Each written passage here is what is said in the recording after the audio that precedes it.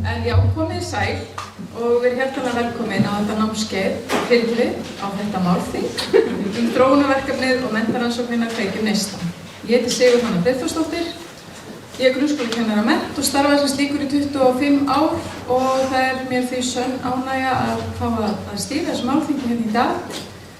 Ég er sem sagt núna starfandi verkefnisstjóri hérna í Safnahúsi og safnstjóri á þessu dásamlega safni okkar, friðarsafni okkar, Sagnheimum. Og það er mjög ánægt að sjá hversu margir eru mættir og sýna verkefninu áhuga.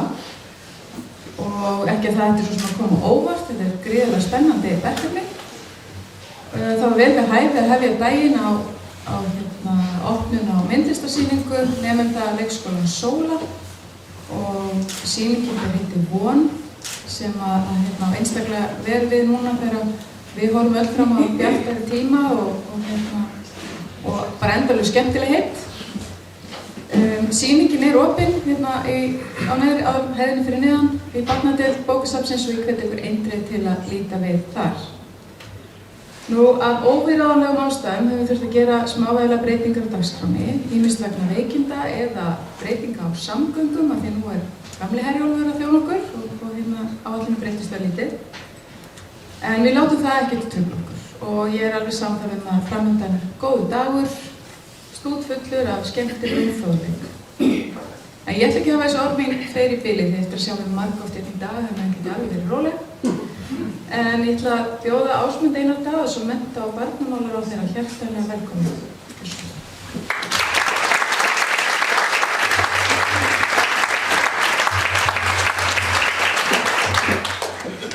Ágætu ráðstefnugestir, ef maður ekki segja bæjarstjóri og skólastjórar og ágætu ráðstefnugestir.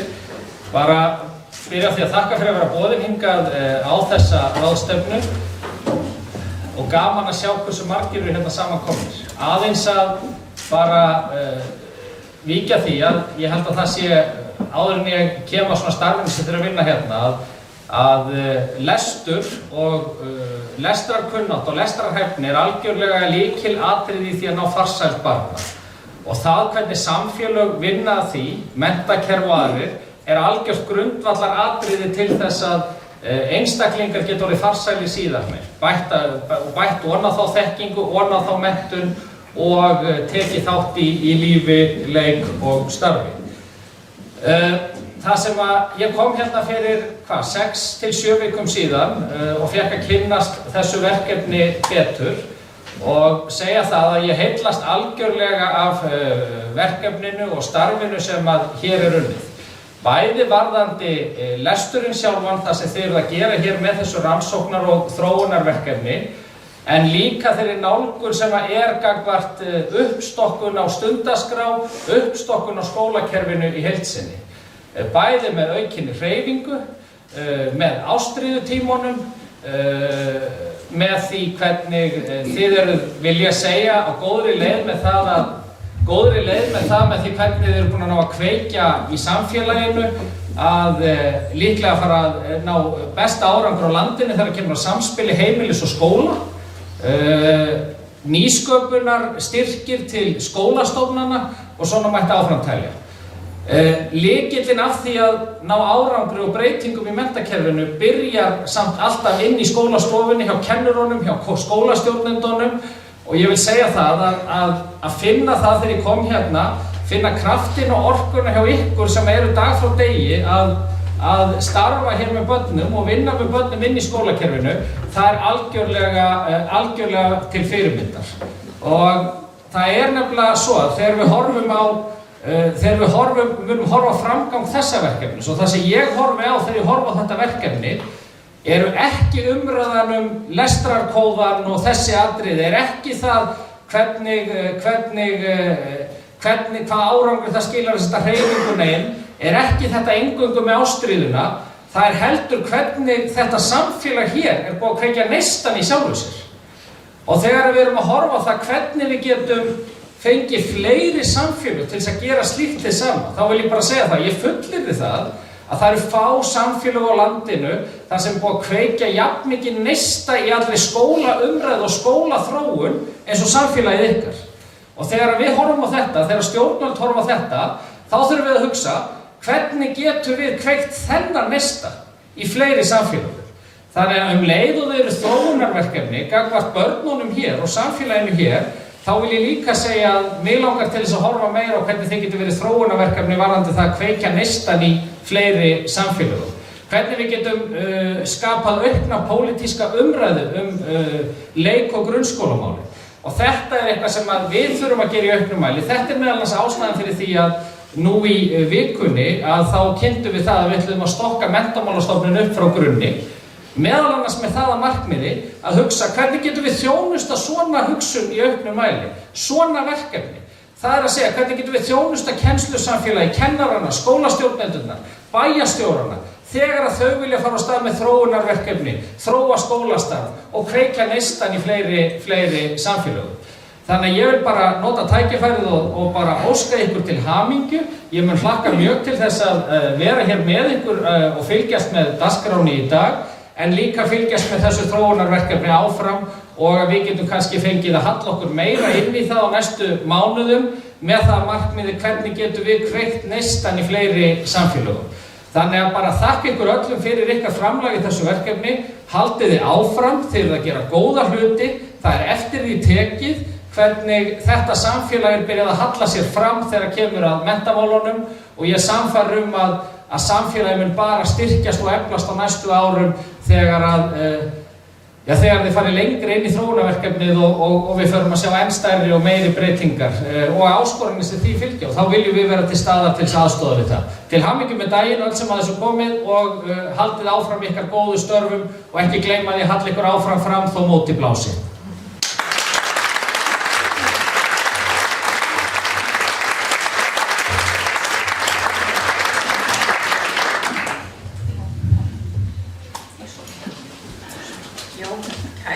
Þetta var aldeilis skemmtileg hvatning og bara mikið peppin í daginn og inn í framtíðina. Næstu punktu kveikjum neistan gúrúinn sjálfur, Hermundur Sigmundsson, prófessor við Norska tækni- og vísindaháskólann í Framtími og við menntun og hugarfar, rannsóknarsetur við Háskóla Íslands. Erindi hans nefnist árangur og áskoranir. Gjörðu svo vel, Hermundur.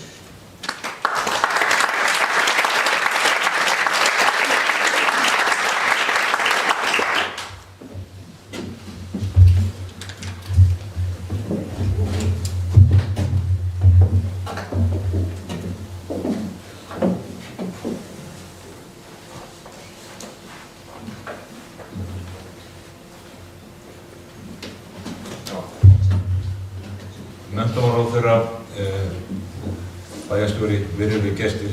Mjög gaman að vera hér í dag og sjá þessa góðu mætingu og vera staddur í Vestmannaeyjum sem einu uppáhaldsstaður í Íslandi, það ekki spurning. Og sama að segja, ég er að fá norska vini hérna, ég er að fá ítalska vini og bara hætti allt landi og segja Vestmannaeyjar. Það ekki sem slæði Vestmannaeyjar. Og krafturinn af dugnaði sem þessu fólki hérna, ég hef aldrei kynst, ég er að vinna með grósku og líka, ekki með rannsóknarverkefnum og kynna þessu rosalega grósku sem þessu bæjarfélagi og fólki bæði í skólasamfélaginu og bæjarstjórunum og þessu fólki sem ég kynst þetta. Og maður rekst á fólk sem er í sundlauginni eða annars staðar og það er allir að spyrja hvernig gengum við verkið. Og ég fór einn morgun fyrir dag, var í sundlauginni sem ég rótt lögðslauginni og snemma bara 6:30 og ég komst ekki inn í laugina fyrir kortir í 7 þegar ég var konaður og 75 ára stoppaði mig Hermundur, ég var að gera frábært starf í Vestmannaeyjum. Og þetta er 15 að ég er að annað fund á kortir í 7 en ég verði að fá aðeins að vera fyrst. Þannig að þetta er gaman aðeins, þetta vekur athygli og það er frábært og það myndi ekki geta náð þessum árangri sem við gera nema með samspil með skólann í Vestmannaeyjum. Og að Íris opnaði dyrnar eftir að spurt 10 bæjarfélög. Nokkur fekk ekki svar frá þegar Íris sagði já, við viljum vera með skólastjórnendur. Síðan er búið að rúlla og þetta gengur mjög vel að kveikja neistan í fleirum og vonandi getum við haldið áfram að kveikja neistan í samfélaginu. Ég kalla þetta árangur og áskoranir. Það bara byrja bara aðeins stöðunni, ekki að löngu tíma stöðunni. En við erum með 3 ára börn, mælingar og orðaforða í leikskólum, Hafnarfjarðar benda til að orðaforði barna sefur aftur. Þessi málskilningur sem gífurlega mikið til að vera ná lesturinn. Þetta hlutur sem við verðum að skoða, við þurfum, eins og stendur hérna, við þurfum kannanir á landsvísu. Og til að sjá hvernig staðan kringum landið í sambandi orðaflokk málþroska sem lykilatriði að tjá sína hugsun og eftir hvert að geta lesið bækur og skilið hvað fjallar um. Við sjáum í 39% ekki læsir, sem sagt geta ekki lesið í gags. Þetta er annar bekki Reykjavík, þetta er gögn frá 2002 fyrst 33% og 2019 39%. Þarna þurfum líka að kanna landfísi. Ég spurt skólbæjarfélög hversu margir eru ná fullu læsi á ykkur eftir annar bekk. Ég fæ engin svör, hvorki Akureyri, Hafnarfjörður og fleiri stöðum sem ég spurði. Þannig að þetta þurfa að laga og fá þetta gott stöðumann sem getur sagt okkur hversu margir eru búin að ná þessu læsi eftir annar bekk, sem er mjög mikilvægt að við náum því það. Allavega ekki mikið seinna. 34% drengjar lesa sig ekki til gags 15 ára, skora 454 stig, norskir og danskir innflytjendur 457 stig. Það sjáum við náttúrulega mismun og við getum ekki, meina ég, sætt okkur við það. Og ég var að tala á Hækki Litni sem hann kemur eftir og hann sagði, hann styður John Stein í Oxford að þetta eiga að vera 4% sem að hafa lífeyrislega vandamál með lestur, þarna samt að vanta þjálfun og eftirfylgni á hinn 30%. Þannig að hægt að ná þessum drengjum upp hærraðu. Og líka stelpungar sem eru 90%, norðmenn eru 7-9% stelpunar og 90% líka og há tala fyrir stúlkunar. 92,5% innflytjendar sem eru grunnskóla í Reykjavík eru á rauð og gul ljósi, kunni ekki íslensku. Þetta er rosalega alvarlegt að ef við viljum fá þetta fólk inn sem mannauð, þá verða þau að læra íslensku. Norðmennirnir búið að rannsaka fram og tilbaka þegar hendur peningum í gluggann, þeir fundu það, krakkar sem kom inn verða að kunna norsku fyrir inn í skólanum. Það eru þeir sem komast upp í framhaldsskólann að gera flotta hluti og komast til atvinnulífið, sem eru mannauði fyrir okkur.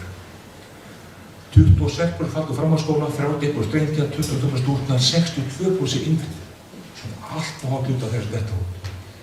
38% 15 ára ekki ná grunnfærni í lesskilningu og stærðfræði. Þetta er UNICEF 2020. Þetta var allt og hátt. Ég fá svo tölunni 10%. Og við getum það með markvissum aðgerðum. 70-30% kynjafólk í háskólanum stærst í OECD. Strákarnir ekki að koma sér inn í háskólanum einhver. Noregi er 60-40% og það er bara blikkandi aðvörunarlaus. Nú verður að fara ekki skoða hvað akkur komast upp í háskólanum sama átt á stelpunar. Við viljum jafnrétti og allir hafa sömu möguleika. Aukin innrákun, 15% drengja, 10-14 á allir hérliðum og eru 8,3% 2010. Þetta er líka grafalvarlegt. Það eru blikkandi björnur Noregi, það er 4,9%. Blikkandi björnur, það eru getaprógramm í sjóvarpunni, koma læknar, félagsfræðingar, sálfræðingar, hvað getur gert í þessu? 4,9% drengir að taka lyf. Og þetta er í sjálfslega ekkert aðgröfnum sjálfisverð, við þurfum að breyta kerfinu. Við þurfum ómikið líkan okkur á 4,9%, við erum með 15%. Og fremsti fræðimæri samt í frumkvöldastað sem segir að ADHD séu styrkleikar. Notum styrkleikarna, eru frábæri í frumkvöldastarfsemi, en þá var að fá að gera sem þið langar ekki það. Þeir eru alveg vonleysið sem þið ekki gera í þeim leppendum sem þið skamma hjá.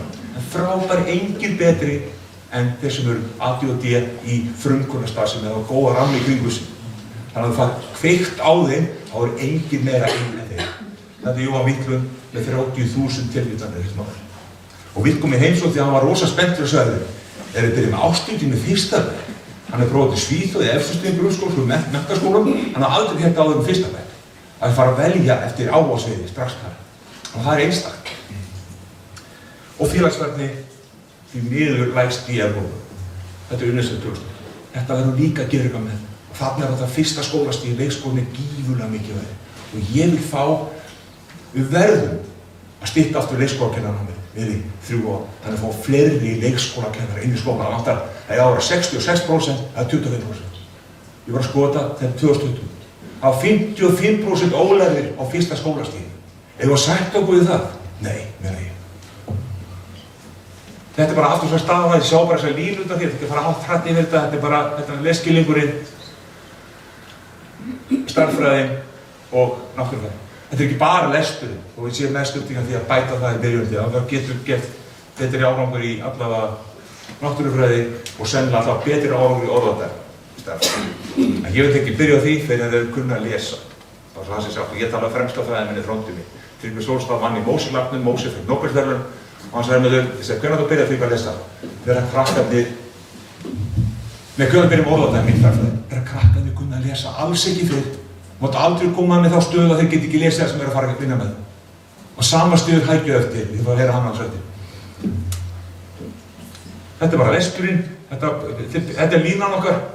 Og ég segi sko, ég reikna með það, og kannski vitað einhverju, það var sennilega 466 til 2021.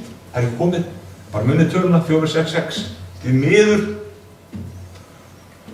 Þetta svo það sem ég sá á með drengina, 454 stig, íslenski drengir, Danmark, Norður, innflytjendur 457. Þetta algjörlega ósöndar. Þetta svo landsbyggðirnar, Suðurnes 440 stig, munið töluna hjá dönskum og norskum innflytjendum. Vesturland, Vestfirðir, Norrland, Ísland. Þá komum við. Sko, ég búinn að vinna með þetta verkefni svona í huganum í 25 ár. Og ég kannski, ég sé ekki fremstu, nei, ég allavega talað svolítið góður í því að taka vísindi, taugavísindi og setja það í praxis. Eins og það ekki litir með fleiri af þessum menn sem ég vísa til. Það er rosalega gaman að sjá þessi frábæru vísir við höfum heila og atferli. Hvernig maður getur notað þetta inn í að skilja betur hvað maður gera. Þetta er allt verkefnið er byggt á framúrskartafræðinum og ekki betur þetta. Það sem við erum að vinna með grunnfærnina, hreyfingu sem skapar þá, sem við erum mósjón, þjálfuratíminn, ástríðutíminn sem skapar ástríðu, náttúrulega, og þjálfuratíminn líka, því að vinna akkurat áskorun sem barst eftir því, þá fær ánægjuhormón, dópamín. Þegar áskorun réttar, já, ég gat þetta verkefni. Ég er ágætur í stærðfræði. Og hugtökin eru strax komin inn að byrja með að vinna í fyrsta bekk, virðingu, þrautseigju og Svava var á Graflu skólan og Ítina Stelpursson gera flott verkefni í smíðinni. Og svo, vá, flotta, já, ég er búinn að sýna þrautseigju. Sterk í fyrsta bekk. Og höldum áfram, þetta er náttúrulega, ég bara, þú veist, það er mynd af bókasafninu, því það var einstak sem Kári Bjarnason hafði samband við mig og sagði, Hermundur, ég er að síðan að byrja verkefni í Vestmannum, hvað ég hjálpaði með? Ég talaði sögu og Jón Pétur og fleiri. Jú, geturðu merkt bækur eftir erfiðleikast? Ég vissi ekki hvað það var hægt, sko, bókasafn og allt ykkur sérstökum reglum annað. Kári sagði, Hermundur, ég skoða málið, hringdi mér nokkuð setna, Hermundur, ég var að fá 2 sumarstað sem er hálfbarnavöndur og það merkja bækur. Hann merkti 5.000 bækur þar sumar. Þetta er einstakt, ég hef aldrei heyrt þetta áður.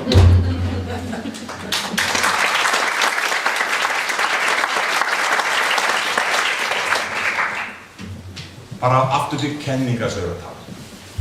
Eriksson, fremst í heiminum, hann var dáblessaður, ég var í persónusambandi við hann og skrifaði mér á bók, þetta er bók sem hann skrifaði, sem er Pík, hvernig allir ná að bæta sem það réttum aðfram.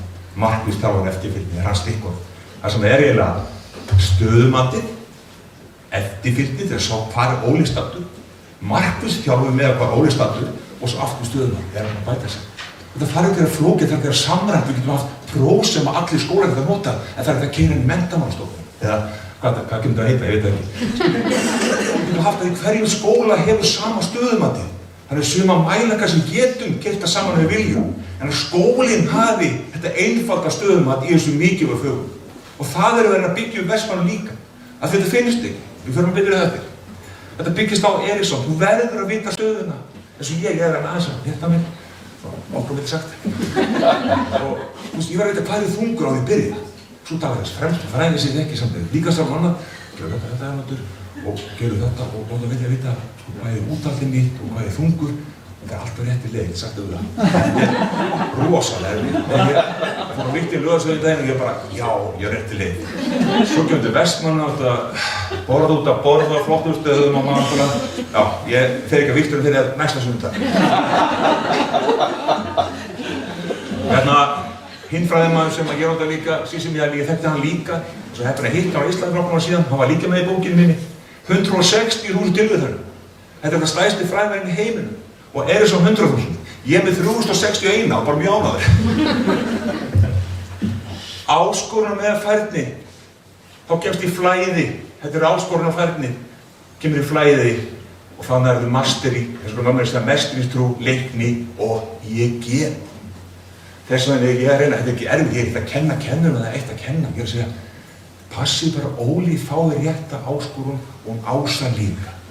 Þetta ekki flóknari þá. Kennarar, ég tala mikið sögum af Jónbjörn, kennarar kunna þetta með gjörðu sitt nátt.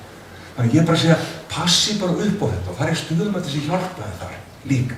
En ég veit líka eins og Maggi Snóli sem kom í masteröka, hún sagði ykkur fyrirstöru. Kennarar, 80% samsvar með hvernig kennari metur ákveðin atriði í lestri og hvað prófum við. Það er nokkuð gott sko. Þannig kennarar vita nokkuð þess hvað andi liggur. Bara svo það sé sagt. Þetta er algjörlega lykilkenningar. Plús fremstu vísindamenn heims, það henni 660 vísindagreinar. Aðar Ráki að Frakki menntamálum. Hann að koma í mars, 3. mars, ég vona á tíma hann sko ótrúlegur og hann sagði að ég skrifa meira því, ég veit ekki hvað það kæmi, hann vinur Mósteinn og hann á okkar og ég þekki Mósteinn aðeins og ég sendi mail og hann sagði Hermundur, bara dýr Hermundur, prófið dýr Hermundur, bestvist í Stanislavs. Hann var að koma á föstudag heim á sunnudegi. Nú var kannski eftir Hermundur, get ég koma á 50 og kannski heim á mánudegi. Þetta er kona með, hún er líka frábær vísindamaður með 220 vísindamenn, hún er expert í tungumálaþróun frá 0 til 6 ára. Herru, þið verið bæðið með fyrirlestur 3. mars. Hann er að koma og ég bara býð til svarið núna því að við erum að fara að æfinta fyrir Jón Pétur að taka æfinta fyrir á Snæfellsnes á laugardeginum og hættum að gera þetta rosa skemmtilegt að þau. Bara þið vitað þið, 3. mars var að koma fremst í fræði með heiminum í heila á færni. Stanislav. Líktinni enn í dag, ég er með stoltur af því, hann er með 320 vísindagreinar gaflinn. Það heyrast svo illa, en hann er ótrúlegur, við erum bara verðamaður, Jón Pétur og ég og Svafa og allt sem var að læra af kappanum þessa daga, ótrúlegur. Maður er að fá bara stykkur til stykkur og hann er að benda okkur vísindagreinar á þessu okkur. Og stórgan eins og voru yfir mars, þetta eru þessi 4 aðrar sem byggjum aðferðafræðina í lestinni. Svo erum við sjálfur búin að þróa svona módel að sem sagt ástríðan stekkur á í drífur píluna, hvað er leiguferð og þrautseigjan og gróskuaferðir er undirlæging eða undirliggjandi faktor með vöxt. Þetta eru fleiri fræðimenn, uppmótaldekk, mjög stóri, ástríða, þrautseigja, gróskuaferðir er líkilatriði líka eitthvað verkefni. Og ég er líka búin að viðra það við kennarasambandi, getum ekki tekið gróskuaferðir fyrir alla kennarar landsins. Og fyrirvarandi, sko, ég er að tala þetta um Magnús, en það er þessi frábært verkefni, sérstaklega mig í kulnunni kennarasambandi. Þetta er skipulag skólastigsins sem er bara byggt á, við viljum bæta grunnfærni, við viljum efla hreyfingu, við viljum á þjálfunartímann og ástuð. Þetta er allt þættir sem vinna saman, grænir fyrir hátíð, þetta er eftir hátíð. Þjálfunartíminn þá er að vinna með áskorun eða ferdi. Algjört lykilatriði í verkefninu og líka aldrei meiri 40 mínútur tímar og 10 mínútur pásamyndi, helst koma sig út. Svo ertu með ástuðtíma. Sem er einnar líknum líka, við fáum að velja á mótnana, eitthvað sem er gaman að fara í. Ég vil fara í sauma, ég vil fara í handavinnu, ég vil fara í smíðar. Svo fæ ég símtal frá Óskar aðstoðarskólastjóra og sagði, Hermundur, eitt sem bara 8 sem er rauð í myndmennt, hvað er það að gera? Ég átti að vera í myndmennt, fyrir vandamann, hann er 6 ára gamall. Og ég sé líka svo finna þetta sko, ekki stressa okkur með, finna þetta 7 ára, þeir eru fremstir í Evrópu, í PISA. Þannig að okkur liggur ekki á, notu fyrsta ári skiljið til þess að gefa góða grunn, vinna með krakkana, skapa góða líðan og ekki keyra það niður með strax, bara vinnum á þeirra fórsins, setjum börnin í fókus. Þetta er skipulagið, enda meira bara og vísindagreinin á bakvið, alla þessa þætti í skipulaginu, í centrum, alla þessa greina þið viljið. Sko, eða viljið sko, ég er ekki svona í tímastunni þegar það koma 15 greinar það undir líka, þannig að það er að vita hvað þið viljið sko 15 greinar. Ég held að það væri svo sjálfsagt, hún var leiðin að 72 meistarnemum og 8 doktorsnemum og 150 bassurum, ég fyrir sjálfsagt að menn myndi fá íslagreinar. Svo sem hefði, ekki senda svo mikið. Við vitum bara á því. Þetta er mótul okkar og virðing á tíli sem að brósku að vera algjör grundvallar atriði allir og okkar starfsemi. Plús þessi þættir sem við varum að tala um áðan. Höldum áfram, kveikjuneyslan, markmiðið, 80–90% börnum læs, fulla sett annan bekk, síðan vinna mér eftir áskorunni að ferðni og skapa á og getur lestu góða bóka. Sem er móa að merkja þá að þetta er leikast í, það er mjög gott auðvitað náðu bókina. Og þeir eru á hækju eftir, það er þetta líklan við finnandi, góð skólabókarsöfn og góð bókarsöfn. Það eru líklanir árum við finna í lestri. Að nemendur eru framúrskarandi skapandi skrifum og framsögn til að styrkja sjálfsmynd. Leggja miklu meira áherslu á skrif. Það gerir Norðmenn, það gerir hinn á Öðurlöndum. Skrifa textast, það er skapandi skrif, teiknaði mynd eins og Svafa segir og svo teiknaði skrifaði sögundir. Stundum er það óleysandi, Svafa myndi lesa, ekki ég. en þeir eru búin að skrifa söguna. Þetta nákvæmlega hvað stendur þarna. Að nemendur kunni samrætingu, frádrátt margföldu deilingu 12 ára, öðru kunnáttu og færni, öðru þóttu stærðfræðinnar, 8. tíma bekk, algebru og rúmfræði. Að nemendur öðru ástríðu fyrir náttúrufræði og umhverfisfræði. Þetta þáttur sem verður líka virka fyrir. Og þegar Stanisla kemur og þetta þegar Hanna Fyrsta sem fóskifabrik í Dóttelnú, þá sem henni, ég að koma líka til Íslands. Og hún að koma í heimsöldu Vestmannaeyja. Hún eins og fremst í Noregi í náttúrufræði og raungreinum fyrir unga krakka. Að nemendur öðru ástríðu á, bæti ekki hreyfifærni, hreisti, bætir einbeitingu og fókus. Þetta lesturmótur okkar, við erum búin að skrifa greinar þetta og við erum að skrifa fleiri greinar, teima okkar, Svafa, Herdís og Helga og þetta fremst að byggt á þessum fræðimönnum, áskomaðu færni, þjálfunartíminn Eriksson, einstaklega verkefni og þetta við erum með raukt, það tökum við brotið lestarprófin, við erum með próf fyrir þetta sem við þróið í Noregi 92, byggt með 3 vísdagreinum, alþjóð vísdagreinum, nótum vísföru Noregi, það nótum til að sjá hvert er barnið statt. Að bara brota lestarprófin, getur að lesa orð, getur að setning, getur að texta. Gula við náðum öllu krökkunum hingað, sem frábært. Við ekki að segja að skeiði alltaf, en það að frábært að koma hingað. Við erum konar gult, allir fyrstu leppur, öðru bekk. Og hvað gula? Jú, við erum að mæla eftir annar bekk, eru 80-90% ná læsi. Og hvað þurfum að gera? Erum við fulllægspróf? Nei, til miður. Þetta eru okkar lestarfræðingar að þróa með mér.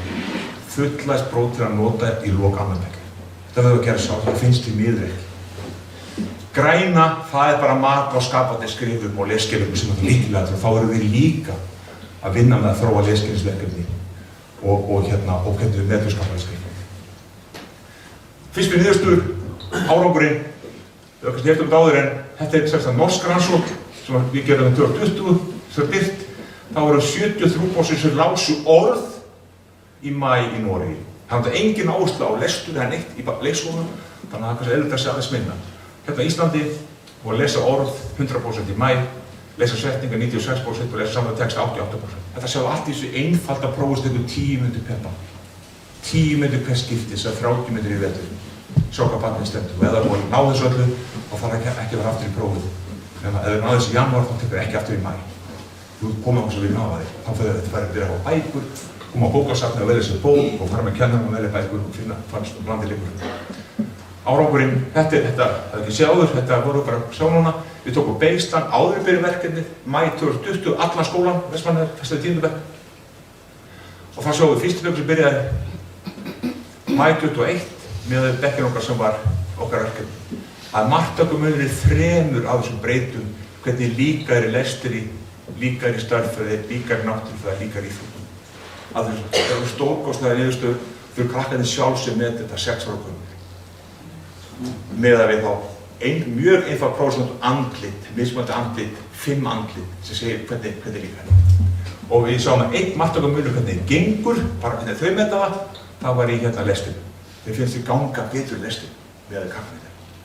Þetta er allt sem við sjáum í gegnum okkar.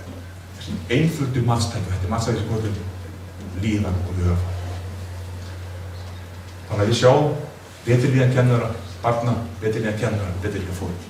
Og það er þessu ástæðinu og það er kannski líkilega atriði að manni líði betur. Það er að hafa samanburðarhópa, ég er búinn að tala um fremstu fræðingi í Noregi þetta. Það er mjög erfitt að það samanburðarhópa með þetta að gera hérna.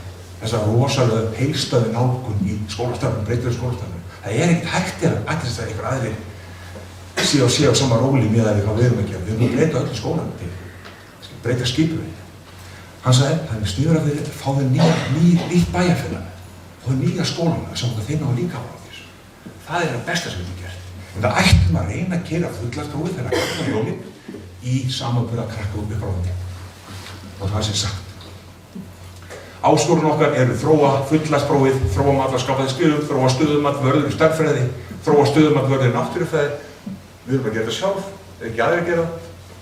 Hugafar, efla, ástríðu, þrautsi og fá alla kennara foreldra á stærðfræði þegar það gegnumstýra gróskuðarhugsun, fá alla kennara foreldra saman til að skilja mikið áskorunarna ferli. Þetta á líka með foreldra. Og þessi jákvæða styrking á krakkunum. Hreyfing, þróa hreyfingu afgerið, 2 tíma á viku, ekstra, þessi ekstra hreyfingur okkar, til að passa fyrir mismunandi aldur. Og ég er að tala um að þeir fá 72 tíma í veturinn, þessi dekki sem við hafa verkefni, ekstra hreyfing. Og hreyfing bara jákvæð fyrir hún. All okkar heilastaðsemi, hvernig hún líður okkur.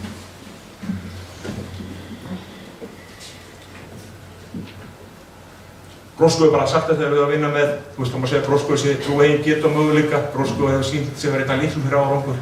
Sennilega undrið haldið þrausu ástyrðu. Það þarf allt líka í okkar samfélagi, bæna vekka fjölskyldan, skólastarf og íþróttastarfi. Þetta er svona að vinna með þeir að fá hérna inn.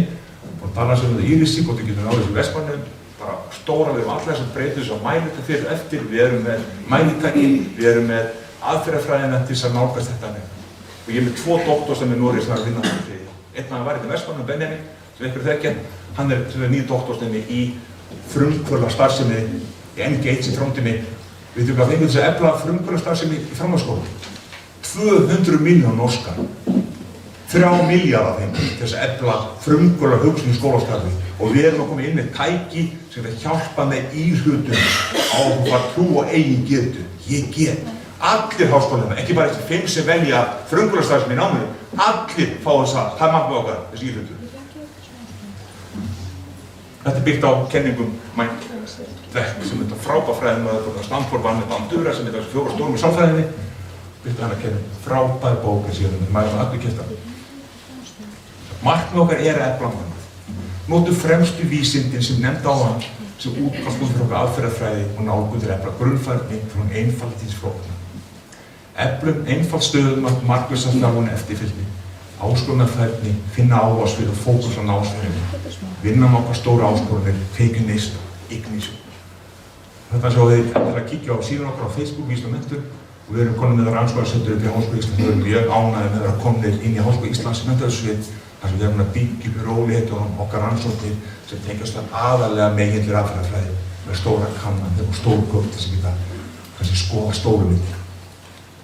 Þakka kærlega fyrir mig og ég vil bara ég var aðeins að ýta á áfram sko hérna ég ætla að gefa þessa bókina Neðurstól sem að ég hef gefið til þessu Helga félag mínum þetta sem er stjórnarformaður setursins þannig að þetta er besta bók sem ég lesi þannig að ég veist bara Ásmundur að mála líka þess að ekki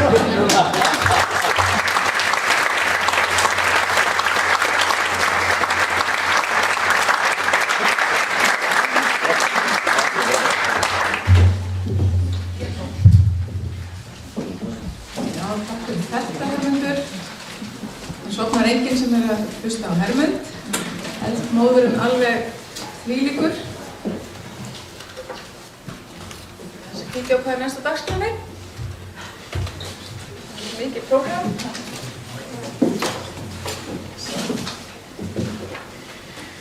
Já, það er auðvitað hún Anna Rós Hallgrímsdóttir, skólastjóri Grunnskóla Vestmannaeyja. Hún hefur verið nemandi minn, samkennari og yfirmaður. Og staðið sér vel í öllum þessum verkefnum að prýði. Hún ætlar að segja okkur frá reynslunni þetta fyrsta ár og ekki síður áskorunum og tækifærum sem blasa við. Þetta er velkomin Anna Rós.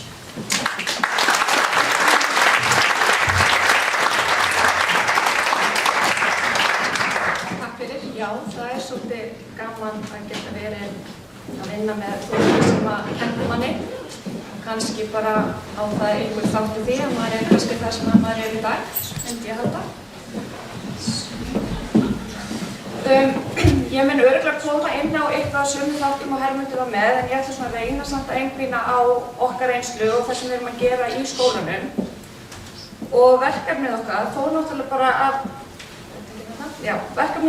af stað haustið 2021 og þannig að það þýðir að við erum búin með 1 ár og erum að byrja á ári númer 2 og verkefnið hefur bara gengið ótrúlega vel. Við erum rosalega ánægð með þetta fyrsta ár og því er að þakka náttúrulega bara starfsfólkinu okkar í skólanum sem tók þessu verkefni og tók ákvörðun að vera með.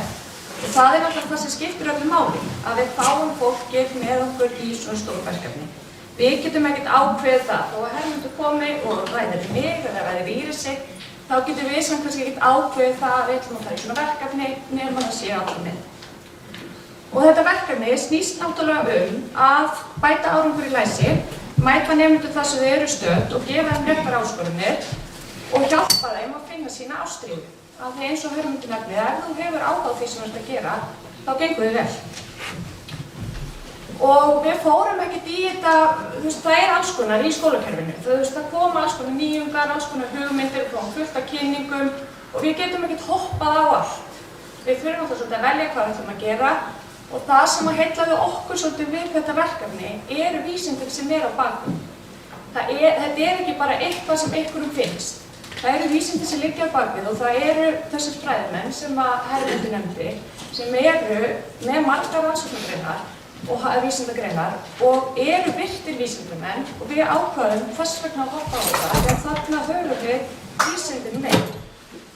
Ég ætla svo sem ekki að bara fjalla aftur þessa menn. Lyklarnir í verkefninu, bara aðal áherslan þetta. Það lestur og stærðfræði og náttúrufræði, hreyfing og hugafar, eða áhugahlutir. Og þetta það sem var lagt upp með frá upphafi að við myndum leggja áherslu á þessa þætti. Og hvað gerðum við svo? Við þurftum náttúrulega að byrja. Það var náttúrulega alls konar ástand í heiminum þegar við byrjum og við vorum náttúrulega svolítið að íhuga að keyra þetta stað. Við gátum náttúrulega ekki mikið fundað eða mikið hist til að byrja með. Þetta byrjar í rauninni vorið 2021. En við tókum samt ákvörðun að keyra af stað til að við gætum byrjað haustið 2021 og síðasta haust. Og við byrjum bara svolítið hratt. Við keyrðum okkur bara svolítið af stað, bara fljótlega í febrúar og mars.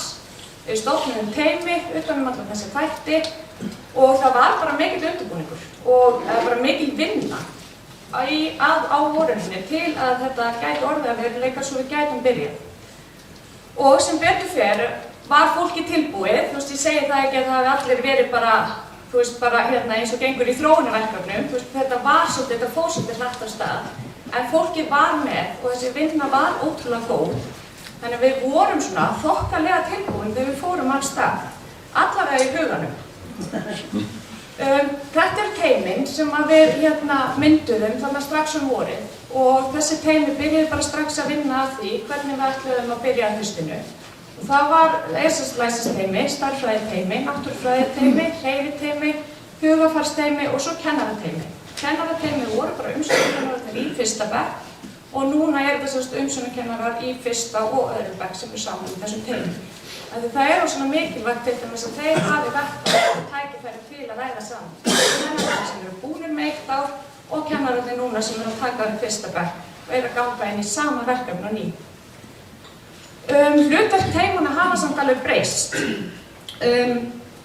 og þróast. Í upphafi voru kannski hugmyndirnar hvað teymin ætti að gera kannski svolítið aðrar en þær í dag. En náttúrulega yfirmarkmiðið að styðja bara við verkefnið og styðja við kennarana. Það hlutverk teymanna. En þau hafa samt líka komið að alls konar þáttum. Þau hafa komið að gerð skimunarprófana eins og læsisteymi og stærðfræðiteymi og hreyfiteymi í rauninni líka. Og náttúrufræðiteymi var byrjað að útbúa skimunarpróf í náttúrufræði fyrir fyrsta bekk. Og það náttúrulega líka svolítið verkefni, hvernig býrum við til skimunarpróf í náttúrufræði fyrir fyrsta bekk. Þegar við hugsaum náttúrufræði þá hugsaum við svolítið svona stór. Það kannski alveg nóg að það sé bara að þekkja umhverfið í Vestmannaeyjum, þekkja úteyjarnar, þekkja örnefnin, þekkja bara það sem í umhverfinu hjá okkur. Það getur alveg verið nóg fyrir nemendur í fyrsta bekk. Þannig að við þurfum náttúrulega líka að hugsa þetta svolítið þannig, hvað það nú raunverulega þarft að læra. Þannig að það var svolítið hlutverk teymanna og núna líka teymin bara svolítið að aðstoða við að finna námsefni fyrir kennarana til að nota í þjálfunartímanum sem ég ætla að fara svo aðeins í eftir. Eins og Hermundur nefndi þá þetta ný nálgun og þetta svolítið breyting á skóladeginum. Stundatöflu var breytt, þar sem hreyfingur höfst snemma dags og alla daga vikunar. 3 í viku mæta fara þau í bara sína hefðbundnu íþróttatíma, íþróttir og sund, þannig að þriðjudögum, miðvikudögum og fimmtudögum. Þau mættu í skólan klukkan 8:20, skiluðu af sér dótinu, áttu svona smá samverustund, smá yndislestur og lögbuðu svo á stað í íþróttahúsið þessa 3 daga í viku. Mánudögum og föstudögum voru það umsjónarkennararnir sem sáu hreyfinguna, auk þess voru þau í dansi líka eins og þarna á föstudögum. Og það líka mikilvægt að grunngreinarnar séu líka snemma dags. Og þegar við náttúrulega, bara svo við séum svolítið með að hreinu, að við svolítið bara að tala fyrsta bekk. Eins og ég sagði, við fórum hratt af stað í að undirbúa hlutina, en við ákváðum aftur á móti að fara rosalega hægt. Af því að við ákváðum bara fyrsta árið, þá ætlum við bara að einblína á fyrsta bekk. Við ætlum bara ekkert einu svona að hugsa bara annað bekk, alveg strax.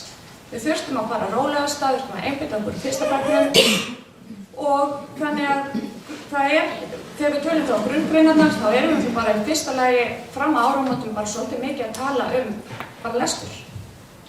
Og inn í þetta kemur svo auðvitað stærðfræðin og svo samfélags- og náttúrugreinarnar og lífsleiknin og allt þetta sem við eigum að kenna. Undir hádegi eru svo þessi þjálfunartímar og þeir eru 4 sinnum í viku og inn í þessa tíma kemur auka kennari, þannig að þeim skipt í 4 hópa og þeim skipt í hópa eftir niðurstöður úr skimunarprófunum. Og í þessum tímum og þegar maður ræðir við kennarana þá tala þeir svolítið þetta eru rosalega mikilvægir tímar, ef ekki bara mikilvægastu. En þess að þarna tækifæri til þess að allir fái áskorunir með við færni. Þarna geta þeir sem eru aðeins hægari, þurfa meiri aðstoð, þarna fá þeir tækifæri, þeir fá auka kennara inn. En þarna líka tækifæri fyrir þá sem eru löngu búin að brjóta lestrarprófan. Löngu voru bara kannski komnir bara langt í lestrarinu þegar þeir mættu inn í fyrsta bekk. Þarna fá þeir tækifæri til að fljúga svolítið áfram. Og þessi tímar hafa verið ofboðslega góðir. Og þegar við byrjum á þessu í fyrsta bekk, þá eru þau ekkert endilega að pæla í því að það sé verið að skipta þeim inn í einhverja hópa af því að ég ekki komin hingað og ég ekki þarna. Þetta aldrei rætt. Þau eru bara í hóp með þessum, þau eru bara með þessi verkefni, þau eru bara að byrja á þessu í fyrsta bekk. Þau finnst það bara gaman, þau finnst allt gaman. Þannig að þau eru ekkert komin og við byrjum á þessu hugsun strax. Við erum ekkert að setja þau í einhverja hópa eftir einhverju getu og við erum bara í þessum hóp, þú erum bara að gera þetta. Og þetta var mjög mikið rætt líka við foreldrahópinn að það væri mjög líklegt að þau fengi ekkert öll sömu verkefnin heim. Til dæmis þeir sem bara þekki ekki orðið allar bókstafi og hljóð, þeir fá bara svona stafaspjöld. Þeir fá kannski ekkert lestrahefti eða lestrabók. Og stafaspjöld, þar sem þau geta bara æft sig á stöfunum sem þekki ekki, æft sig á hljóðunum. Þau geta sett spjöldin á gólfið og byrja að raða saman kannski bara 2, ís, IOS, aðeins, þannig að þetta bara nóg fyrir þau. Og foreldrarnir voru meðvitaðir þetta frá upphafi og þau hættu bara, eða þú voru bara ekkert að pæla í þó einhver annar væri komin með einhver aðra bók eða komin lengra.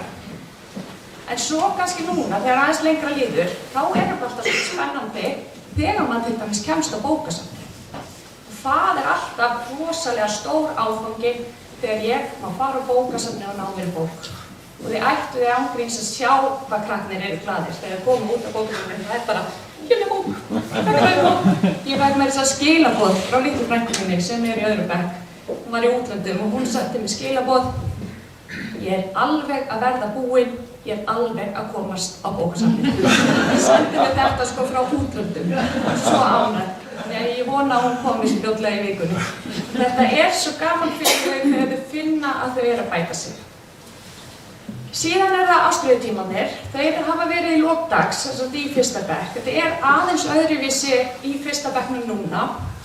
Það náttúrulega bara, ég ætla að ræða það aðeins í lokin með áskorunnar. Það náttúrulega pínu vesen, eða svona, áskorun svolítið stundataflan. Við getum ekki mikið haft allar stundatöflur eins. Þessi þekkir bara það að búa til stundatöflur, það bara gengur ekki upp, það séu allar eins. En á ástríðutímarnir, þegar við byrjum, þá einblítum við svolítið á listaverkefnirnar. Og við ákvaðum að hafa það sem ástríðutíma. Og þannig að þau eru í heimilisfræði, textílmennt, smíði, og myndmennt og tónmennt. Og svo kom forritinu inn í þetta líka. Við byrjum í fyrsta bekki fyrir að hafa þetta algjörlega opið val.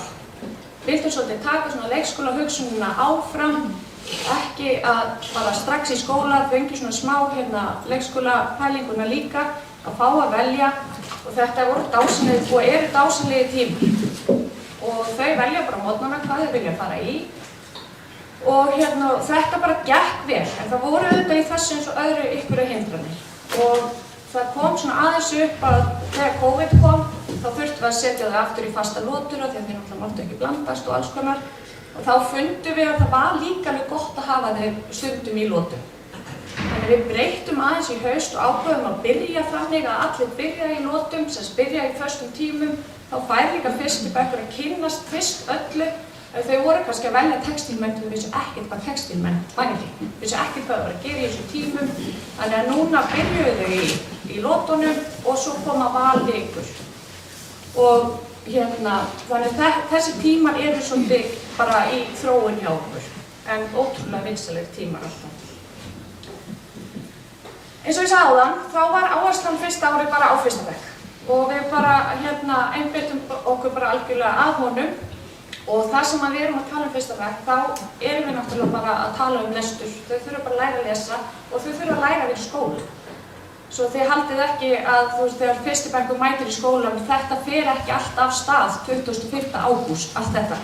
Það eru nokkrar vikur þar sem bara verið að kenna þeim að vera í fyrsta bekk. Bara hvert þau að fara, hvernig þau að haga sér, hvernig þau eiga bara að sitja saman í skólastofunni. Þannig að þetta auðvitað kemur allt svona þegar líður aðeins lengur á veturinn. En það sem var svolítið ákveðið að gera það náttúrulega, við notum þessa hljóðaðferð til að kenna þeim að lesa og það var ekkert nýtt. Það aðferð sem við höfum alltaf notað. En það sem kennararnir gerðu svolítið, það var að hægja á innlögnum. Leggja inn færri stafi heldur að þau hafa gert áður. Og einbeita sér að því að börnin nái því sem verið að leggja fyrir, þau verði örugg og þau halda ekki áfram fyrir að þau finna að það eru allir orðnir öruggir. Og þetta, bara það að slaka aðeins á, átta sig líka bara á því, við erum með svona stóra aðalnámskrá, við komumst aldrei yfir að kenna þetta allt sem við erum að kenna í aðalnámskránni. Pælum bara í því hvað við þurfum að kenna. Hvað viljum við sjá þegar nemendur útskrifast, til dæmis á grunnskóla? Hvað nauðsynlegt? Þannig að við erum bara með ákveð, við ætlum að fara í grunninn og við ætlum að einbeita okkur á honum til að byrja með. Svo bætum við sjálfsögðu ofan á. Og það ekki heldur þannig að það verða aldrei allir búin að ná öllu. Við vitum það líka sem það er kennt. Að þess vegna koma þjálfunartímarnir svo sterkir inn. Að þó að það sé hægt á og bara rólegra og slakað aðeins á, þá samt þeir sem að geta meira, þeir fá tækifæri að sjálfsögðu halda áfram. Við ætlum alls ekkert að fara að hefta þá. Þetta á líka vera gríðarlegt tækifæri fyrir þessa krakka sem eru dugleg að geta keyrt áfram. Við notum þetta nýja lestrarpróf sem að hann Hermundur sagði ykkur frá áðan og niðurstöðurnar voru bara gríðarlega góðar. Og eins og hann nefndi svona aðeins með samanburðinn að við höfum náttúrulega fengið pínu gagnrýni fyrir það. En það sem við hugsaum eins og núna, nú erum við með árgang sem að fyrstu niðurstöður eru 38% eru búin að brjóta lestrarprófið, eða cirka. Og okkar samanburður verður náttúrulega, náum við þessu stökki saman. Náum við að fara úr 58 í 94, náum við að fara úr 38 þó kannski upp í 78. Þannig að það náttúrulega okkar samanburður. Með sömu aðferðum getum við tekið saman stökk með árgang sem kannski ekki alveg sterkur og þessi árgangur. Og foreldrar hafa svo bara fengið upplýsingar. Við gerum matsramma á mentor, við þurfum náttúrulega að vera með mentor. Það er það sem að foreldrarnir sjá og foreldrarnir hafa líka bara fengið bara góðar upplýsingar frá umsjónarkennurum stöðuna. Stærðfræðin, það er alveg kennt meira en lestur þó að það sé áherslan í fyrsta bekk en það var útbúin líka stærðfræðiskimun sem var lögð fyrir fyrsta bekk í maí og sama það er bara könnun á grunnfærninni og þannig stærðfræði teymið búið ígrunda mjög mikið. Hvað þarf maður að kunna eftir fyrsta bekk í stærðfræði? Og áherslan bara á tölur og samlagningu, form og mynstur. Þarna var líka hægt á. Áherslan var til dæmis bara nánast alveg fram á áramótum bara á samlagningu. Það var eiginlega ekki farið í frádrátturinn eftir áramót. Þannig að það verið að fara töluvert hægar og ekki hægar, bara betur í efni. Og niðurstöðurnar bara úr þessum prófum voru bara mjög ánægjulegar og foreldrar þarna gerðum við líka svona matsramma og mentor og til að foreldrar fengu upplýsingarbréf líka í vor, eða bara í lok skólaársins stöðu, þannig að það er mjög skýrt hvað nemandi stendur. Og það líka eitthvað sem við þurfum að bæta. Við vitum það öll sem eigum annarkvæmt barn í grunnskóla eða að vinna í grunnskóla. Upplýsingar til foreldra með nýja námsmatinu eru bara því miður ekki nógu skýrar. Og það það sem foreldrar hafa verið að kalla eftir að fá skýrari niðurstöður. Það var líka lögð fyrir hreyfifærnipróf og það var gert í íþróttatímanum. Íþróttakennararnir lögðu þessi próf fyrir. Þetta sem sagt í hreysti og hreyfifærni, það er bara skemmtileg, þess að maður vill náttúrulega svo sem ekki vera að tala próf, skimanir er betra orð. Það er náttúrulega bara skemmtilega skimanir, þetta var að labba á línu og þetta var að dúbla og kubbar, að byggja turn og byggja hérna á plötu eftir ákveðnum fyrirmælum. Þetta var líka smá hlaup og þeim fannst þetta bara ótrúlega skemmtilegt. Það var bara tekinn heill dagur í alls konar svona verkefni, það var bara góður dagur í íþróttahúsinu. Þannig að þarna er líka verið að kanna aðeins hreyfifærnina, fínhreyfingarnar, því að allt, þú veist, rannsóknir hafa alveg sýnt að þetta helst allt í hendur. Til dæmis eins og bara hreyfifærnin.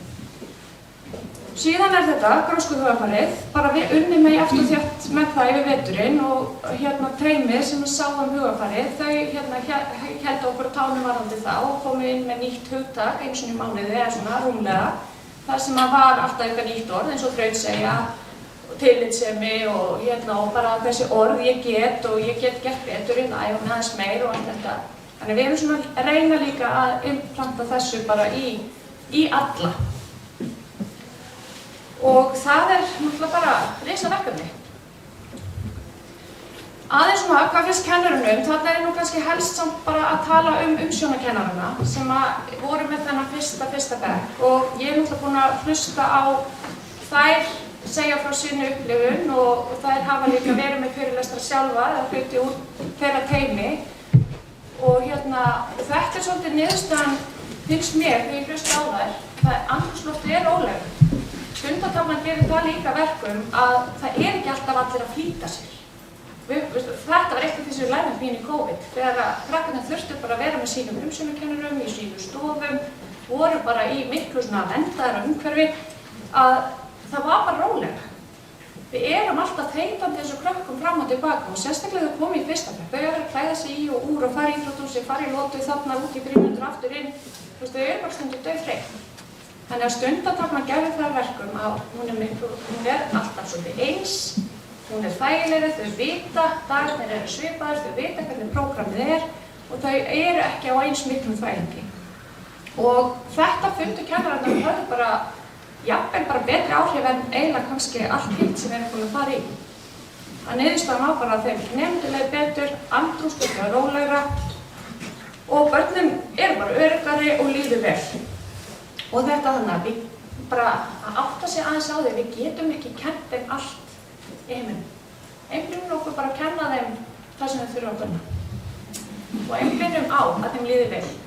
Og það er bara númer 1, ef þeim líður vel í kennslustöðum í skólanum, þá gengur þeim vel. Þá er það áframhaldið, það er rétt í lokin. Ég voni þess að ég komin yfir tíman. En hérna, það er fullt áskorun, það er alveg klárt. Þetta er stórt verkefni til margra ára og við erum bara búið með 1 ár og öll þessi athygli og allt sem við erum að fá frábær og við erum ótrúlega stórt. En við þurfum líka að minna okkur á það líka, við erum bara búið með 1 ár og þetta afgekk vel. En það er margt sem við þurfum að huga. Og fyrir mig sem býtur stundatöflunar þá finnst mér það risaáskorun. Af því að stundatöflunar hafa verið góðar síðustu í fyrsta bekknum og núna fyrsta og öðrum bekk og draumurinn væri að þær geta allar litið þannig út. En það er bara ekki alveg veruleikinn. Þannig að það verður pínu flókið og bara þróunarverkefni. Hvað ætlum við að gera til dæmis með hreyfinguna? Ætlum við að halda áfram að tengja hana við íþróttatímana? Eða ætlum við kannski að stíga stærra skref og ákveða bara að allir byrji bara í hreyfingu á morgnana, bara allir bekkir? Ætlum við að gera þetta öðruvísi? Og hérna sama með ástríðutímana. Við byrjuðum bara að láta þetta vera af því það var bara svolítið svona bara þægileg leið og bara leið sem að blasti bara við. Auðvitað eru ástríðutímanir, list- og verkefnatímanir. Það eru tímanir sem krakkarnir elska að fara í. En er það kannski eitthvað sem við getum gert öðruvísi? Við erum náttúrulega búin að innleiða ákveðna hluti og verkefni inn í fleiri árganga. Í 1. til 4. bekk eru til dæmis þjálfunartímar komnir í öllum árgangum. Það sem er 4. kennari. Við erum komið með það inn. Í 3. bekk eru komnir valtímar. Frábæri tímar sem að umsjónarkennararnir og tónlistin er með. Það er bara valtímar þar sem að krakkarnir fá að velja og þar eru umsjónarkennararnir sem nýta sína styrkleika í að búa til valið. Eiga ástríðutímarnir að fara út í þá leið og tengjast öðruvísin í list- og verkefnirnar. Þannig eru alls konar pælingar sem við þurfum að skoða til að líka bara stundataflan gangi upp. Hugarfarið, það er risa áskorun. Hvernig breytir maður hugarfar? Við erum fullan sal af fólki. Hvernig ætla mér að takast það að breyta eitthvað hugarfari á núna einni? Það já, ég vona það. En þetta það sem við þurfum að gera. Við þurfum að fá alla með. Það er ekki nóg að við ákveðum í skólanum, nú ætlum við að vera með geggjað hugarfar. Ef að foreldrarnir eru það ekki, og samfélagið jafnvel bara ekki heldur. Það er oft auðvelt að breyta hugarfari hjá nemendum, sérstaklega þegar þau eru lítil. Það er ekkert jafn auðvelt þegar þau eru komin á miðstig og við hjálpum mér að reyna að breyta það stundum í unglingabildinni. Það er ekkert alltaf einfalt. En þetta er risaverkefni og þarna þurfum við öll að hjálpast óbúslega mikið að. Foreldrar og samfélagið í heild. Síðan þetta líka við þetta áhuga. Þetta er búið að vera til umræðu mjög lengi. Hvernig höldum við áhuga í lestri? Hvernig bætum við áhuga? Hvernig getum við látið þau hafa gaman að því að lesa? Þess vegna bókasafnið er frábært eins og þau er búin að koma inn með núna. Þeim finnst gaman að fara á bókasafnið. Og nú opnum laugardögum og við erum alltaf að reyna að hvetja foreldra. Farið með börnin á bókasafnið. Og við erum svolítið vilja að lesa með þeim. Og svo þessi risa sem ég sagði líka, að við þetta áhuga á stærðfræði náttúruvísindum af yngsta stigi yfir ólíkastig, með ólíkastig. Þetta hefur við lengi séð að þarf að þurfum að finna einhverja leiðir. En þarna held ég áhuginn og ástríðan sé númer 1. Og í lokin bara foreldrasamstarfið. Bara gott samstarf við heimilin. Við erum bara frábært samstarfi við þennan afgang sem var yfir þessu rannsóknarverkefni. Hefði líklega verið meira eða hefði ekki verið COVID. Við ætlum okkur að eiga gott samstarf. Ekki bara við þennan afgang, heldur við alla foreldra. Og bara þannig að áhuginn og metnaðurinn skilir sér bara líka til foreldra. Við í skólanum erum fulla metnaðinn, áhuga fyrir börnunum. Við erum hérna fyrir börnin. Þetta er ekki vinnustæður bara fyrir okkur, þetta er vinnustæður barnanna, við erum hér fyrir þau og ég vona að við getum öll bara tekið höndum saman og gert það saman. Takk fyrir.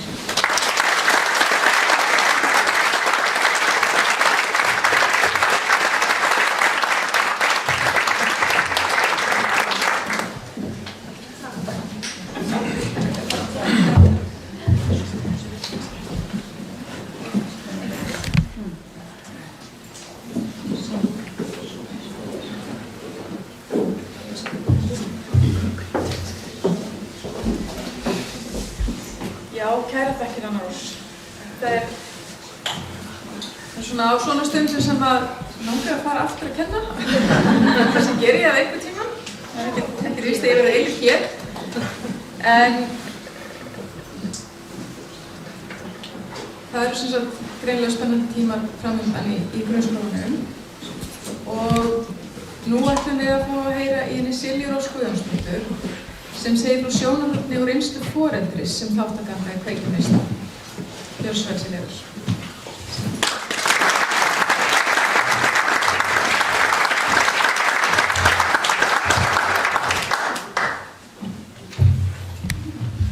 Ég var sko 1,60. En það við til varstakjöfnum sem við var lofað því á 14, en það gerist ekki neitt. En komið sæl og gaman að vera með ykkur í dag. Ég er ekki svona prófaverð með glærur, en Silja Rós heiti ég og er hérna uppi bara fyrst og fremst sem móðir, sem er bara mikill heiður. Ég á sem sagt 3 börn, son í 8. bekk og 2 dætur.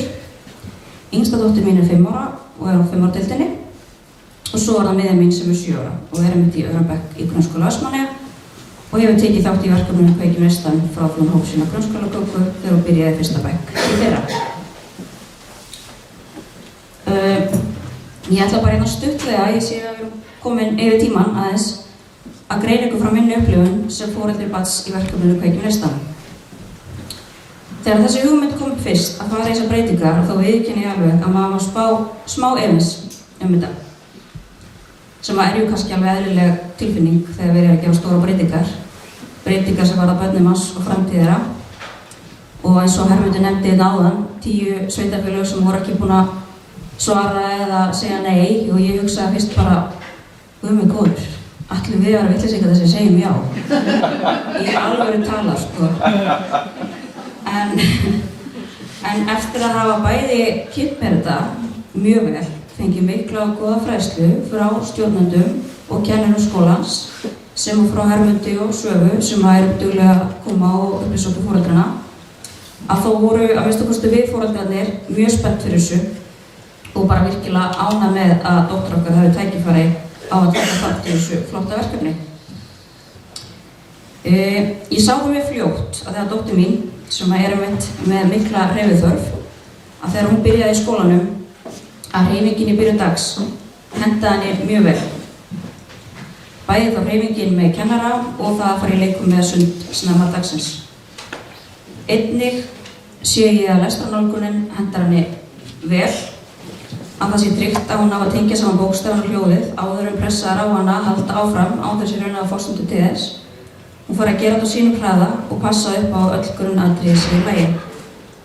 Og svo kannski aðalatriði að mínu mati að áherslan sé á lesskilning en ekki á lestrarhraða.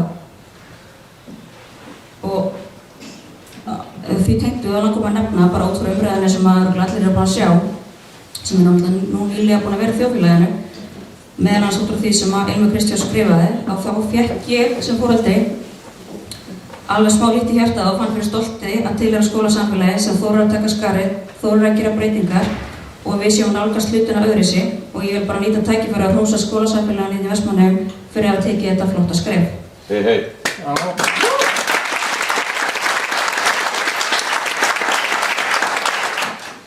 En það sem ég á drengi í 8. bekk og það hef ég líka samanburðin. Ég man að ég pirraði mig ofta á þessu með hann, en við lásum alltaf heima samlega og hann náði yfirleitt þessum hraða viðmiðum. Það vantaði ekki, en hann vissi aldrei hvað hann var að lesa um. Það var bara þannig. Ég var ofta að prófa þegar hann var að lesa heima. Þá sagði ég kannski við hann, skrítin þessi kisa sem spila á flautu sem varst að lesa um, þess að spullaði bara eitthvað og hann bara já, einmitt, mjög skrítin. Og þá þurfti ég að benda á það var bara engin kisa en ég flauta í þessari bók, sko. Þannig ég sé allavega munin í því. Einnig hef ég samanburðin á því að nú hef ég til dæmis spurt son minn reglulega í 8 ár. Hvernig var í skólanum? Hvað finnst þér skemmtilegast að gera í skólanum? Bara þetta svona klassíska sem fór alltaf að spyrja um. Í gegnum öll þessi 8 ár hefur sonur minn skipst á að svara spurningum minni hvað finnst þér skemmtilegt í skólanum með 3 svörum. Nesti, leikfimi, frímó. En þegar ég spyr dóttur mína hvað finnst þér skemmtilegast að gera í skólanum þá segir hún oftast ástríðutímar. Og það er svo frábært og ég sem foreldri er svo ánægð með það nálgun að börnin hafa meira val, fá að gera meira því sem finnst gaman og hafa ástríðu fyrir. Það getur ekki verið annað en hvetjandi, vil ég trúa að minnsta kosti, og ég bind mikla vonir við það að valið í ástríðutímana muni aukast og vera fjölbreyttara. Dóttir mín er frekar listræn og skapandi, getur alveg gleymt sér að teikna, lita og skapa. En við vorum til dæmis svo frábæra myndlistarsýningu í gær í Eldumum tengd þessu verkefni og það er svo gaman að sjá börnin sín rækta hæfileika sína og stunda það sem við hafa áhuga og gaman af og fá að gera það á skólatíma með góðri lesum. Sem foreldri bats í þessu þróunarverkefni vil ég enda á að segja að ég er mjög ánægð með Kveikju næsta verkefni. Í mínum huga er þetta framfara skref fyrir menntun, vellíðan og framtíð barnanna okkar hér í Vestmannaeyjum. Takk fyrir.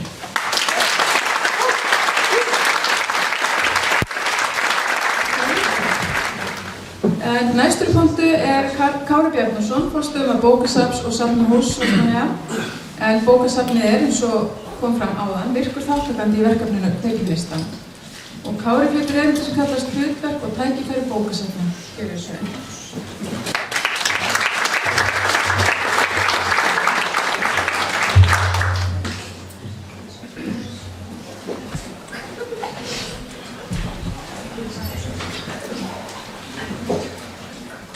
Komið þið sæl. Verkefnið Kveikjum neistan er stórkostlegt tækifæri. Tækifærin til að snúa af brautinni.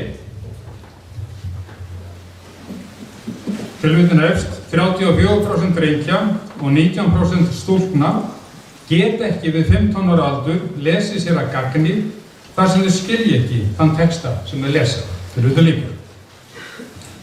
Við sem störfum á bókasafninu nálgumst það verkefni að vera hvött til samstarfs lestrarátak Grunnskóla Vestmannaeyja samfærð 2 fullyrðingar.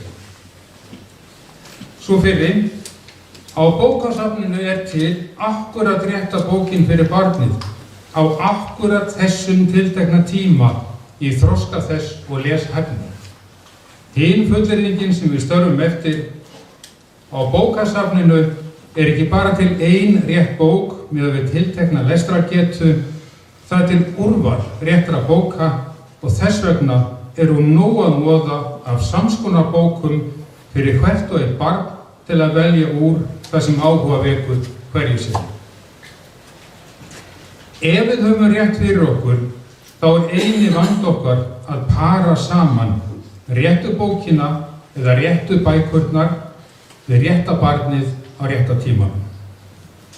En það er því miður ekki nóg fyrir barnið, foreldrið eða kennarann að mæta á bókasafni og spyrja hvar geymiði réttu bókina mína. Bókasöfn eru íhaldsamar stofnanir sem raða bókum sínum í flestum tilvikum niður á fyrirfram skilgreindan stað og er meinilla við að brugða sig út af reglunni. Áskorunin sem við stóðum frammi fyrir þegar við vorum kölluð borð var að horfa á þarfir viðtökuhóps sem hreinlega væri ætlað að vaxa í gegnum safnið. Viðtökuhóps sem kæmi á bókasafnið ólæs en innan gæsalappa útskrifaðist fullæs og albúinn að nýta safnið með einum fjölbreytta hætti sem aðeins bókasöfn geta boðið upp á. Við erum ekki óvön því að fá börn og ungmenni í heimsókn til okkar og þurfa að leita upp í barnabækur fyrir ólíkan aldur, ólíka getu og ólíkt áhugasvið. Hér stóðum við samt frammi fyrir nýju vandamáli. Gátum við endurraðað barnabókasafninu með það að markmiði að einfalda leiðina frá barni til bókar. Niðurstaðan var að hólfa bækurnar niður í 5 flokka ásamt því að lista upp valdarbækur og fullorðinsdeild sem spannaði allt litrófið frá fálmandi höndum ólæsa, alla hina löngu leið til skapandi huga fullt læsa. Markmið okkar er þá að hjálpa til við að leiða barnið að þeim bókum sem hæfa hverju sinni skref fyrir skref. Í hinni skapandi orðræðu við samstarfsaðilu okkar, einkum kennar og foreldra, getur smám saman orðið til það sem Hávamál kalla gagnvegi milli barns og bókar sem ég held að sé sá sérstaki lykill sem bókasafnið geti allra best boðið inn í samstarfið. Ástæðan fyrir því að nefni leiðina gagnvegi er að ég er heltekinn af þeirri hugsun að til þess að bókin virki, sé þá rétta bókin, þurfi hún að hreyfa við barninu, virkja sköpunarmátt þess.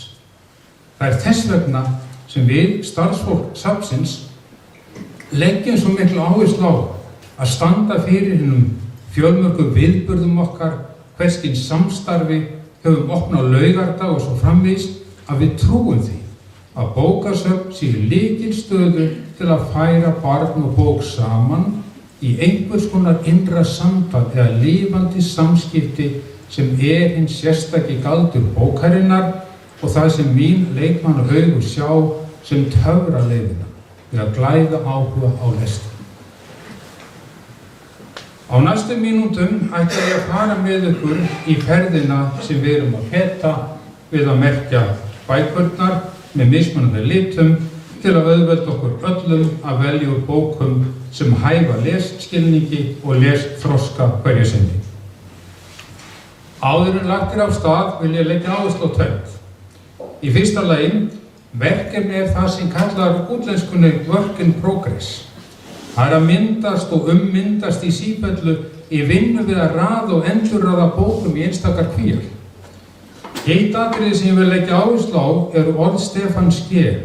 Þá voru vísin 9, velta lét á 5 og 10. Með öðrum orðum, skilið milli flokkana er ekki meitluð í stein og afhendað ofan.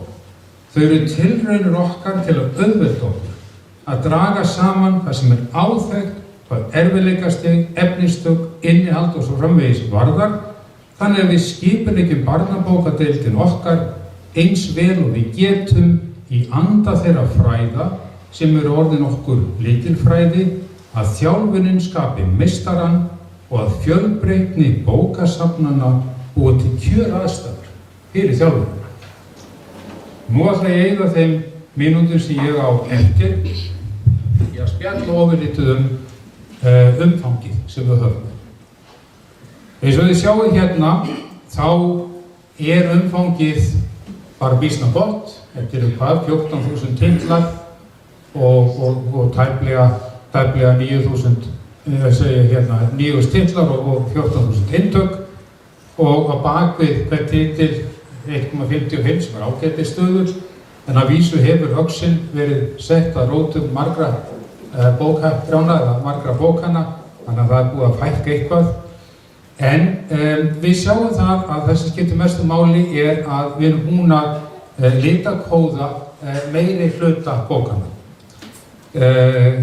Það eru þarna 5.000 titlar sem eru komnir á kannski 7.000 eintök, og það vantar árin frá 21 og 22 sem við fengum ekki, náðum ekki í, og þar nú þannig erni höfum við haft alveg frá því að Hermundur ekki fékk okkur til samstarfs, heldur svona bara við fórum í samstarf við hann, veit ekki hvernig það kom til, það bara gerðist, að þá það bara orðið verklagið okkar að við litakóðum hverja einustu barnabók sem kemur. Og þið sjáum hérna, þetta svona kannski 200 bækur, barnabækur sem bætast við ári, þannig að fjölbreytni þessa bókasafns fyrir grunnskóla Vestmannaeyja mjög mikið.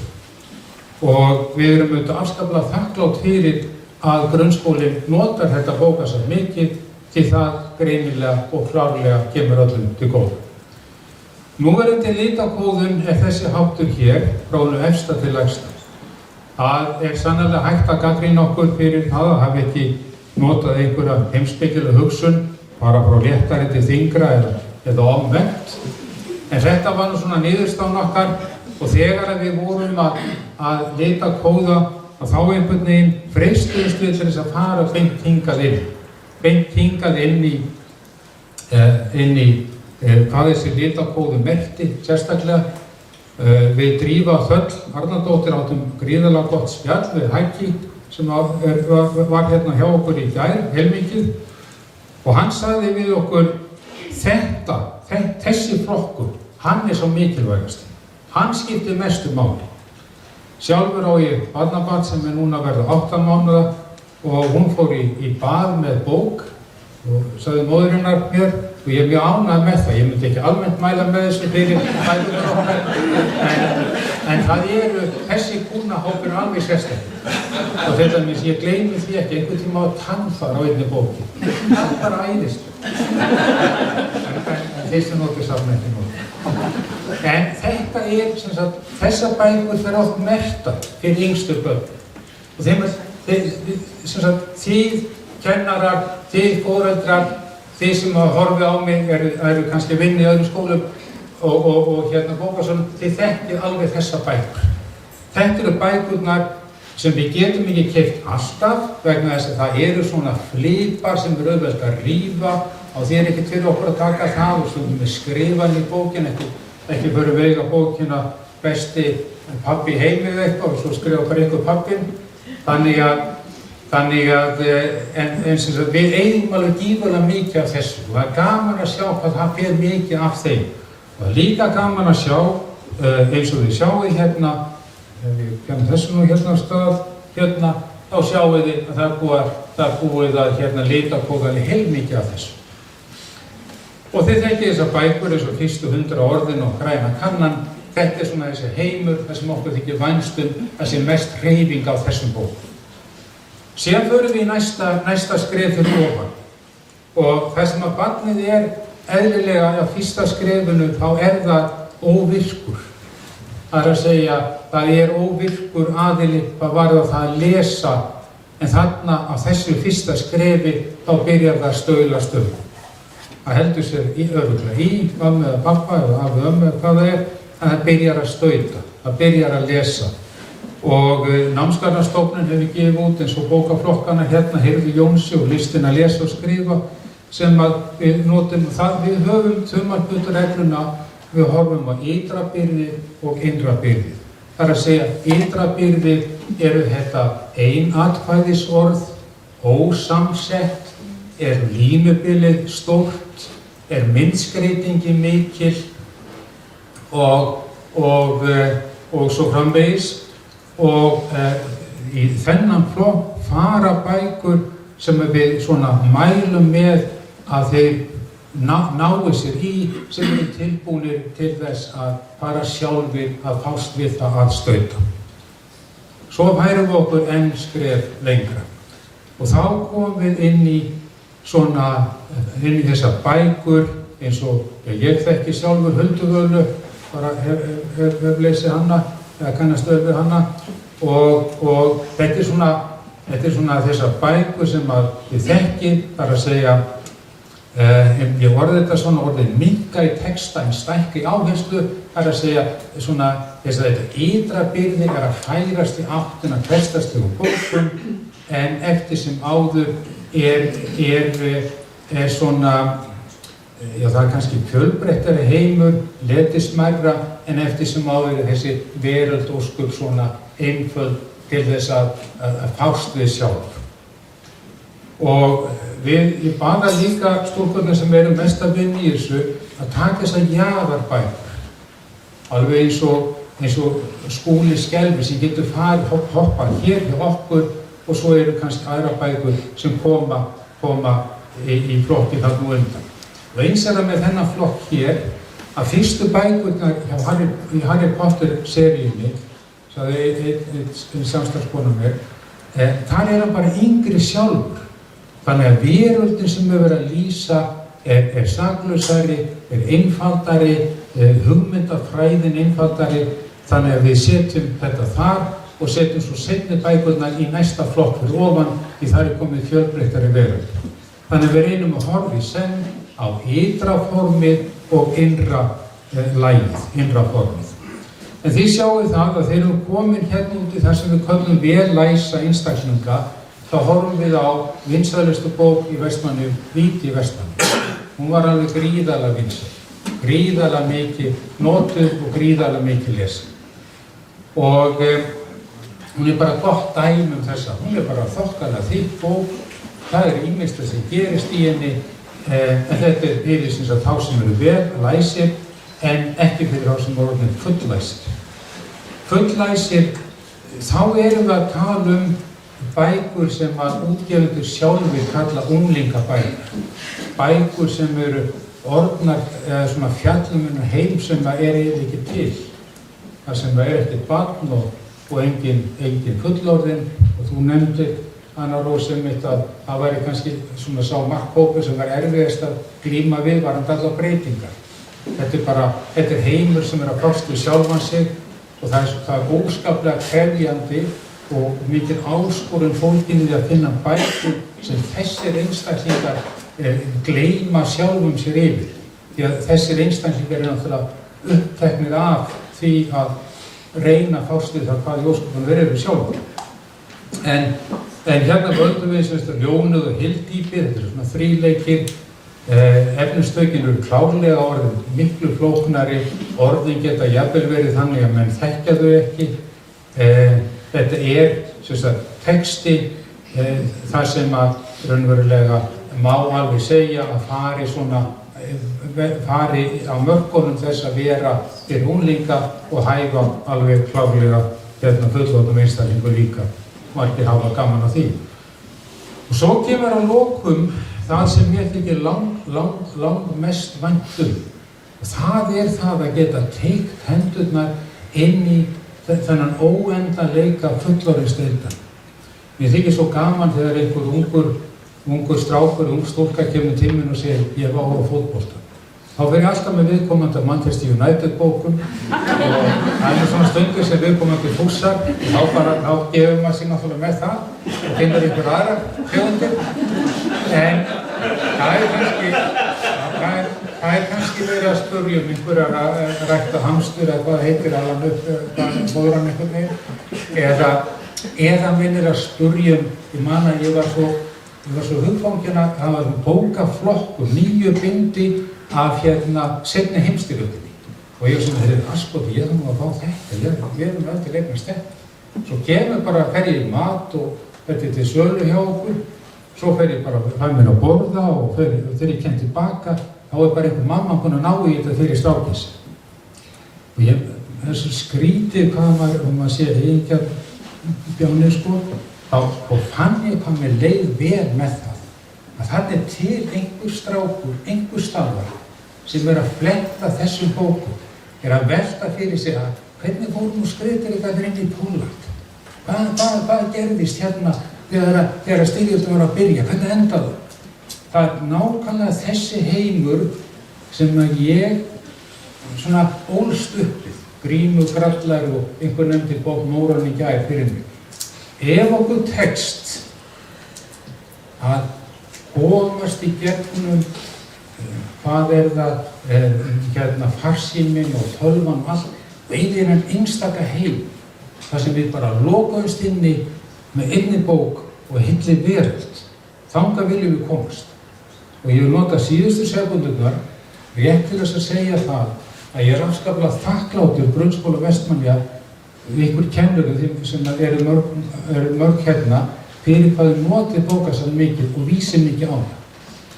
Langstærsta og gjöfulesta verkefni mitt á bókasafninu, það einu sinni ári framkvæmt, þá förum við, ég og einn starfsmaður með mér, þá förum við í skólabókasafnið, í Hamarsskóla og þangað trítla inn fyrstu bekkingarnir, bekk fyrir bekk, og ég afhendi hverjum einum persónulega bókasafnsskírteini með nafninu hans eða hennar. Og ég get ekki sagt ykkur hversu oft ég stoppaður á götu eða versli bónus eða bara hérna á safninu, þar sem barnið hann dveifar safninu eða segir svona fimmistlega mamma með safn með kortið. Þannig að það þessi lifandi nálgun og þessi lifandi samspil sem við viljum eiga við foreldrana og við Grunnskóla Vestmannaeyja. Takk fyrir mig.